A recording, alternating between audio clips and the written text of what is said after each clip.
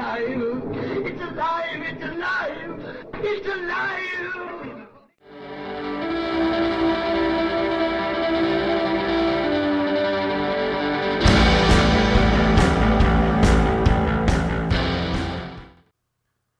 Hello and welcome to Alive After Reading. I'm your host, Tim Niederreiter, and with me today is a returning guest, and a fellow host of a different show. I'm not a host of that show, but never mind. Jim, Christina, welcome to the podcast. Hey, thanks, Tim. It's good to be back with you. It's always good to chat with you, Jim, and even when no news is, there's nothing new in the pipe with your fiction. You've got a lot going on, so it's always nice. Well, yeah, I do actually. I'm working on 2 books. Oh, okay.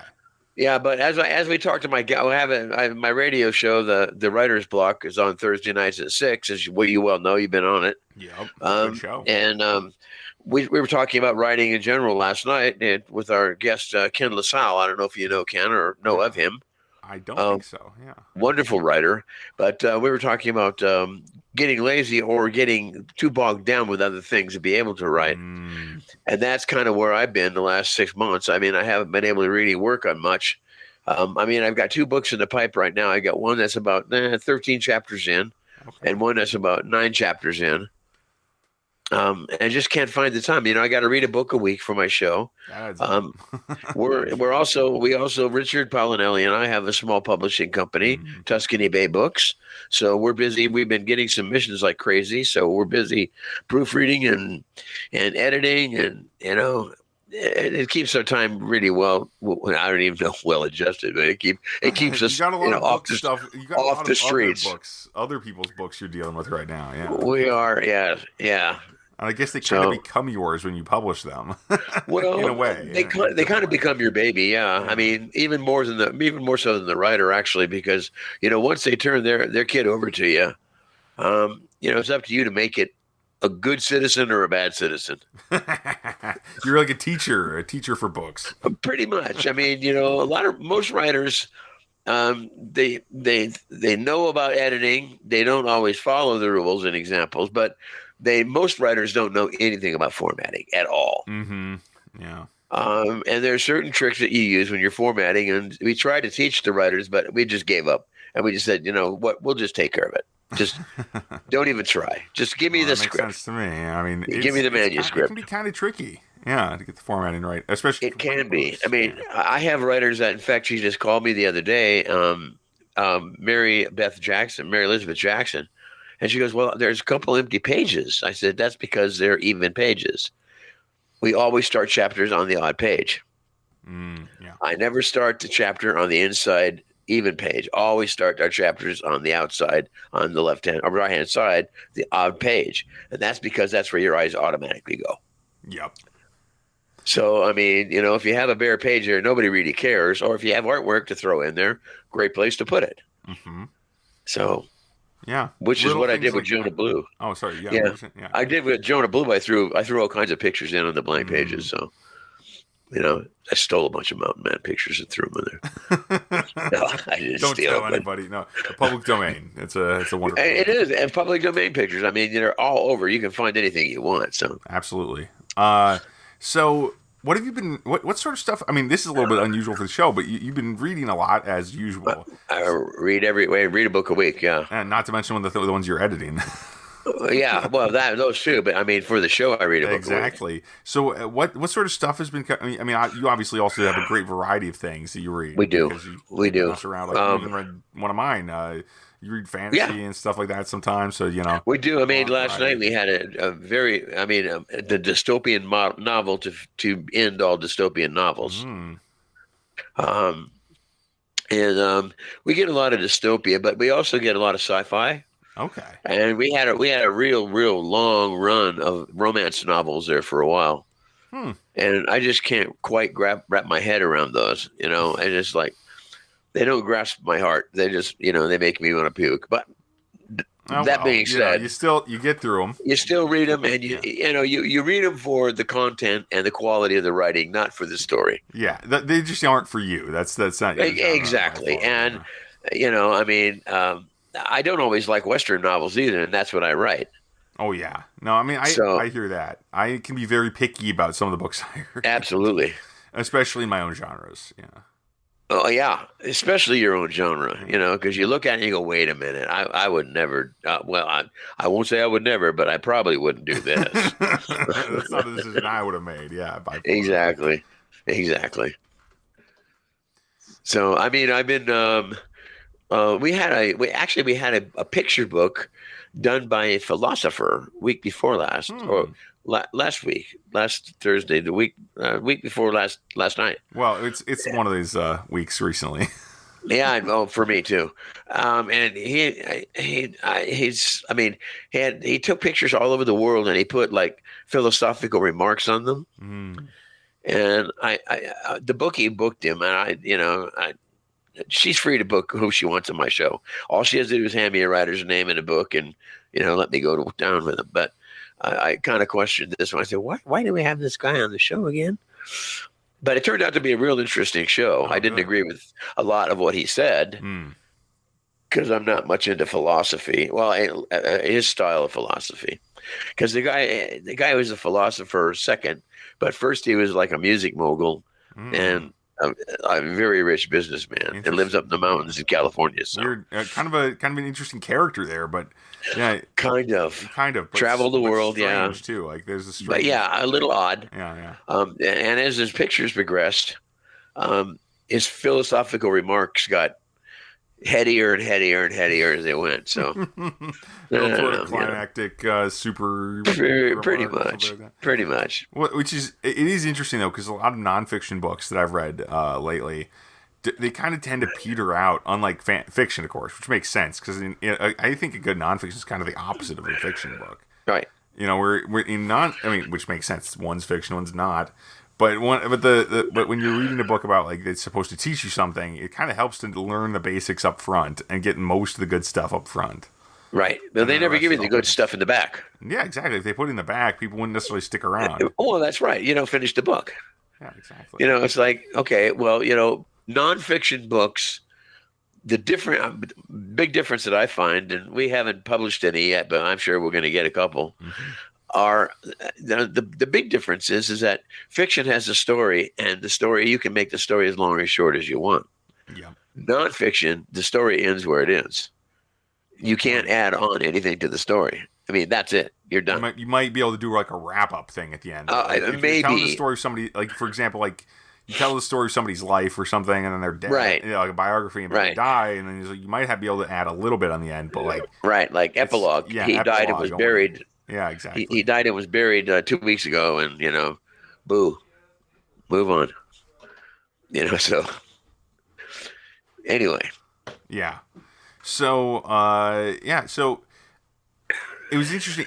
Just speaking of putting the good stuff up front, I'm just gonna make the audience drink because I'm sure if there's a drinking game for this, this is one of the ones they'd hit lately. It's The Inner Game of Tennis. Now that's a book that put the good stuff up front. I'm just saying. Tennis? Oh, sure. Inner Game of Tennis. The Inner Game of Tennis. You know that one? No. Okay, it's a book about just getting good at stuff, how to improve your skills and things. But it's all told through the framing of tennis. I've never played tennis. It's a really good book for people trying to learn stuff. But and I didn't even read the parts about tennis, honestly. That's like the last third of the last half of the book is basically specific tennis stuff. And I haven't read all of that yet, but I read the part that's kind of philosophy of education stuff at the beginning. Yeah, it sounds like likening your life to a golf game. Yeah. 4, 5, 6. That's me. Yeah, I think if my writing career was a game of golf at this point, I mean, I'm way past par. Let me put it that way. Oh well. Yeah, me too. I'm into bogeys. It happens, it does. Natural. It does. Yeah. But anyway, so do you mind talking a little bit about the books you're working on lately? Oh, no, not at all. Richard Paulinelli and I wrote a book 3 years ago now, well, maybe 2 years ago, called The Last Lonely Trail. Mm-hmm. And it's a story of U.S. Marshal David Crockett Hall and a Texas Ranger named J.B. Armstrong. Now, J.B. Armstrong happened to be a real person. Mm-hmm. He's the guy that went to Alabama and caught John Wesley Hardin. Wow. Okay. All right, so he was a real character. David Crockett Hall is not. He's a fictional character. But these guys rob in his brother-in-law's ranch, and they kill his brother-in-law and his sister and his daughter. And they take all bunch of gold and all the horses, that the pre-trained horses from this particular ranch. Well, Hall goes to visit, and he finds them. He finds all these dead bodies, and everything's ransacked. And his sister is the only one just left alive enough to tell him how many guys there were, but that's all she could say before she died. So as it turns out, he's on the trail of these 9 guys. Well, it turns out that they go to this little town in Kansas, and he meets up with J.B. Armstrong, who happens to be tracking 4 guys that killed the nephew of the governor of Texas. And they happen to have joined up with the 9 guys. And now we're looking for 13 guys. Well, Hall and Armstrong joined forces to go after him. And the story is not so much about the hunt, but it is there. But it's about the innovative way we could kill people. And it's mostly about the camaraderie of 2 people who start out not really liking each other. And at the end of the book, a begrudging respect for the abilities and each other, not necessarily liking him, but respecting their ability. In the very last line of the book, Hall gets married again to a gal in Colorado, and they move back to the ranch in New Mexico. And the last guy that was part of this gang is on a ridgeline, and he's got a rifle bead on Hall as he's walking from his barn to his house. When he feels the bullet hit him and hears the shot, and it hits him in the right shoulder, and he's thrown back, and he turns around to see where it came from, and that's when the second bullet hits him in the neck and just pretty much tears his head almost off. Oof. And he takes a drop, and Hall is down by the trough in front of the house and dives behind. He keeps a rifle there just for visitors. And he hears the shots, and he sees a guy sitting on a horse with a big Stetson, and he's riding a buckskin horse, and immediately recognizes who it is. And it's Armstrong. Yeah. And he's followed Hall back to New Mexico because there's one guy left, and he wasn't going to let him get away with it. So he raises his rifle over his head, and he tips his hat, and he rides off over the ridge. And that's the end of the book. And the last line is Hall says, that's Armstrong tidying things up. And his wife says, yeah, I always liked Armstrong. So then the new book is called Ranger, and it starts with that very scene. And it takes him through that scenario, and then into the first chapter. He's in Austin, and he's pulled from active ranger duty because the people in Texas had an absolute shit fit because they were sent to Texas to kill people. The Rangers aren't supposed to do that.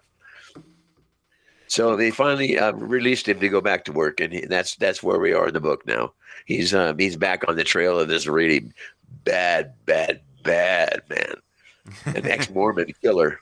Ooh, but actually, I noticed that you started the book with this kind of with the scene the previous book ended with, and I noticed in The Returned, the one you sent me, The Return. Yeah, The Return. Sorry, yeah. That one is interesting. I mean, there's you seem to like to do that kind of thing. Those kind of like those kind of parallel scenes or slight or match. Kind of like eyeline matches in movies, right? Right. Well, what I did with The Return was I had the deacon was a demon. Yeah. And at the end of the book, when Stryker kills him, the deacon or the demon escapes out the body of T. What's his name? T. something. Anyway, he dies, and he's looking at Stryker, and he goes, "Why? Why'd you shoot me?" Oh, yeah. Well, he didn't even know he was possessed. Yeah. And then The Return is the deacon. The demon has come back, and he's now in Louisiana. You read the book, right? Or did you? I read the first. It's two parts, right? I think I read the first Right. one, so I haven't gotten Okay. to the second half yet. The return is Deacon is back, but he's now calling himself the preacher, Mm. and he's taken over another fallen minister, and he's taken over Landry Parish in Louisiana, which is the biggest parish in the state, and he's trying to make it his own little fiefdom. Yeah, yeah. No, And I really need to get back to this one. I had such a hard time reading for a few years there. Yeah. Just recently I was on vacation. I finally started picking up books, mostly ebooks lately, and I read a fair number of them. But that was, but mostly I was reading fantasy because that's my general oeuvre or whatever, however you say that. Yeah, the French. But you find out in the return that the demon can't. He can read every man's mind. Mm. He knows where they are at all times, except for people who are righteous. Mm.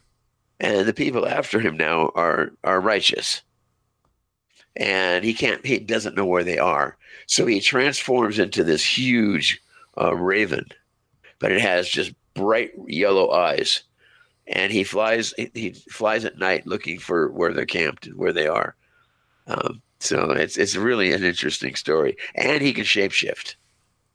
Yeah, well, I really like the first half. The first story in that. Right. You sent me. I really need to get back. Like I said, need to get back to it. No excuses here. Well, the first one I really liked writing. It was a fun story. Well, not fun because it was a pretty dark, gruesome book. Yeah. Very dark, very dark. But the second half is even darker. Well, I like myself some shape-shifting monsters, and I like or demons, whatever, what have you. But anyway, so it sounds like fun, and honestly, people should check this out because if you like westerns and if you like supernatural westerns, in the case of this one we've just been talking about, definitely check these out. Not most of your books don't have the supernatural element, though, right? No, most of my books don't. And I only have let's say two. I want to say two, maybe three that are standalone. The rest of them belong in a series with the Hunter and Striker. And the rest of the guys. But the two standalones are Jonah Blue, which is being used at Citrus College and LA City College in their history class, because Jonah Blue, the research for the Mountain Men was intense in that book. And so there's a lot, the Mountain Men information that you can glean if you're a studier of the Old West and Western expansion really gives you a lot of information about how they did things. And then Jefferson's Chance is a young man who loses his leg at 10 years old to a snake bite. Yeah, we talked about that one other time, I think. Yeah. And wound up getting a leg manufactured for him that operates just like a real leg because he wants to be a ranger. Mm-hmm. And he makes it. And he's sworn in, and they give him a fool's errand that turns out not to be. And that's as far as I'm going with that book, because that one is intense all the way through. Okay. Yeah. Again, Westerns, people go find these books. This is if you and West. I'm a big fan of old Western movies. Well, at this point, old. Well, yeah. But they don't make a lot of newer ones. That's the issue with this. The ones they do is pretend to be like really authentic, but they're not. Yeah. So my favorite one of my favorite recent-ish one came out actually when I was in high school, so it's been a while. But it was that the 3:10 to Yuma remake. Oh yeah, but that was much more like that was much less of an attempt to be like with Russell Crowe and Christian Bale and right.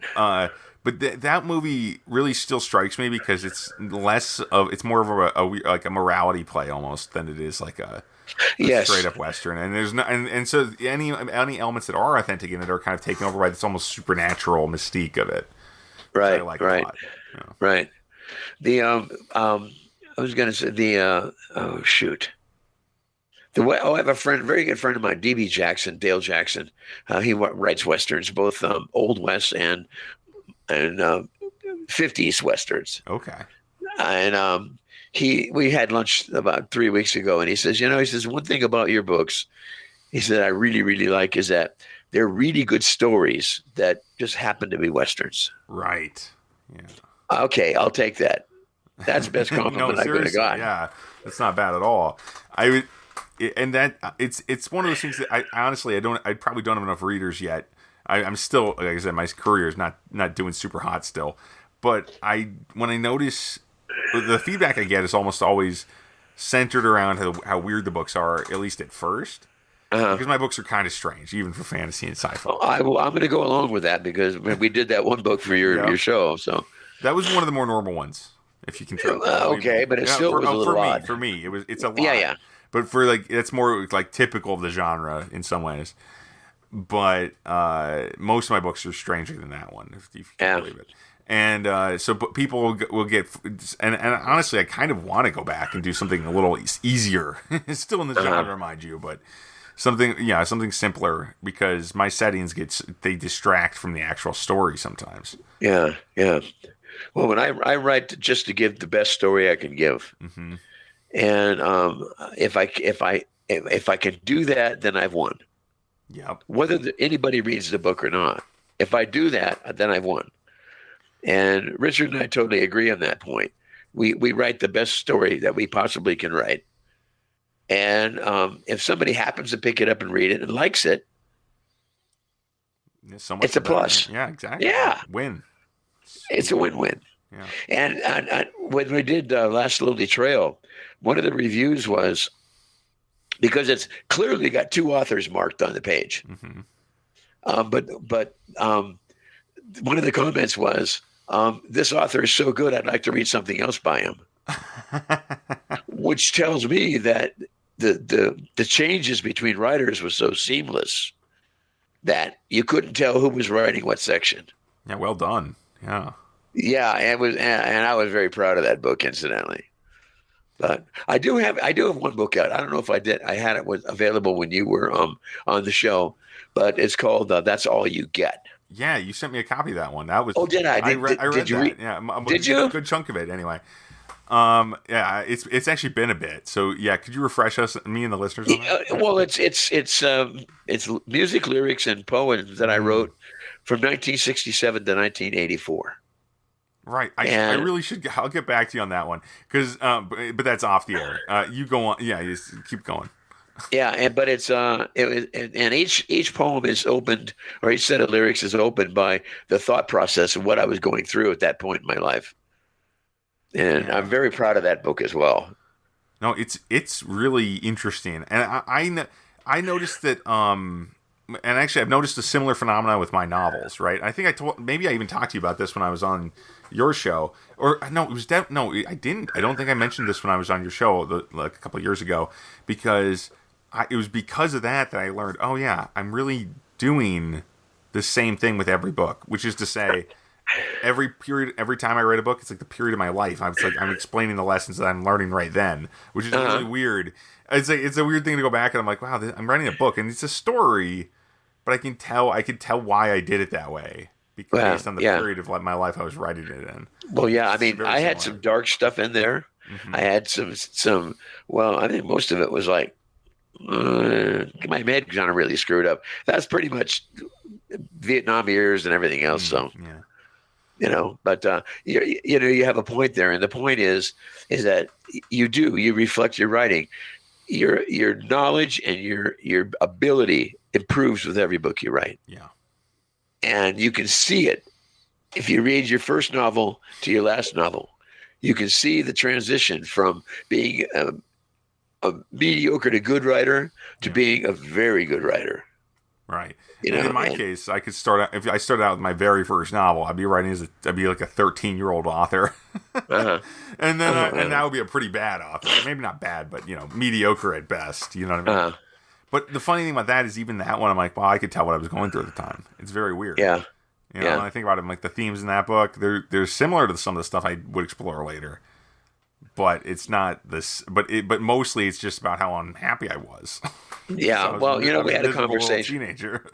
Yeah, we had a conversation last night about writers that self-publish, and they are mistaken on the thought that everything they write they have to publish because they can't, and they shouldn't, because everything they write probably isn't worthy to publish. Right. I've never published that one. I haven't published my first 5, 6 books.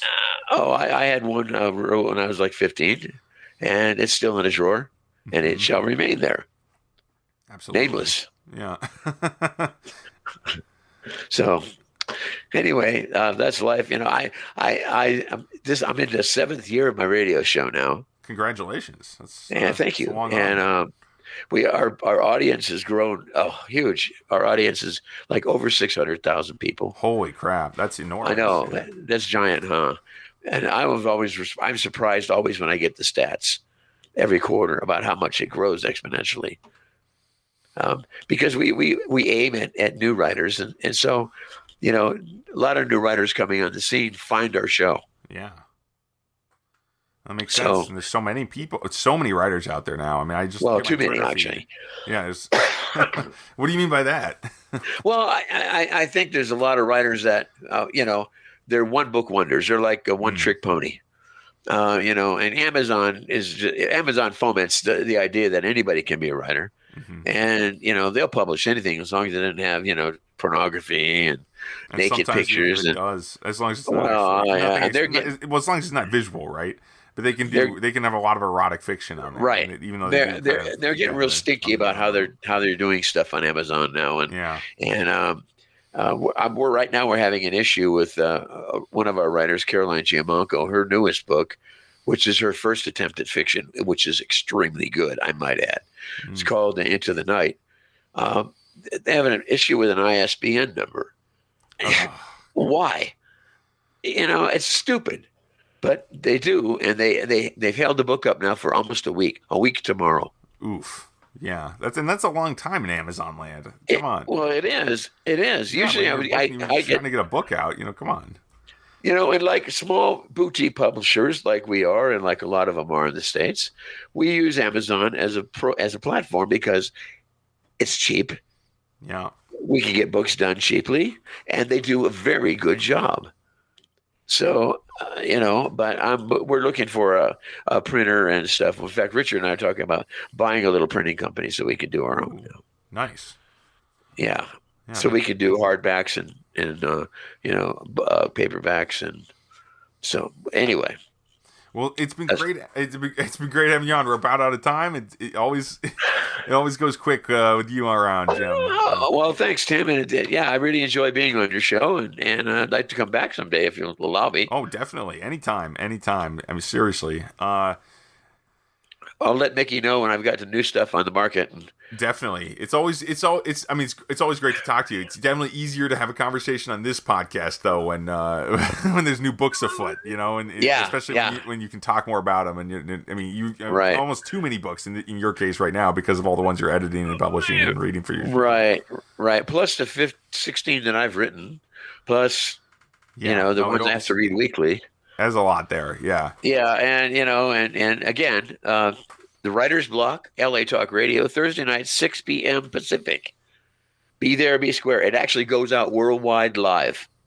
Awesome. And believe me, live radio can be tricky.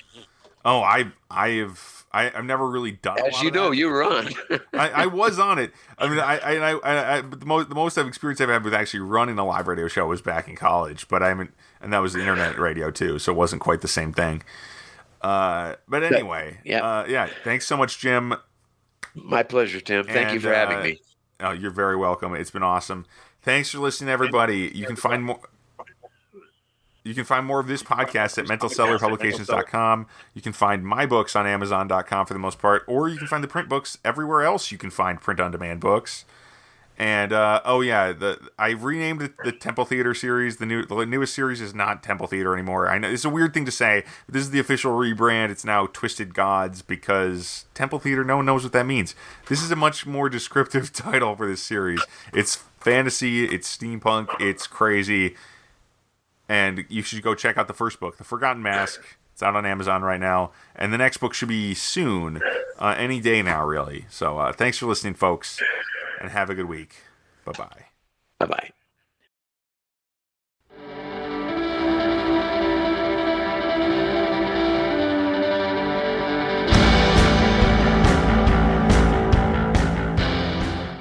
That tears it.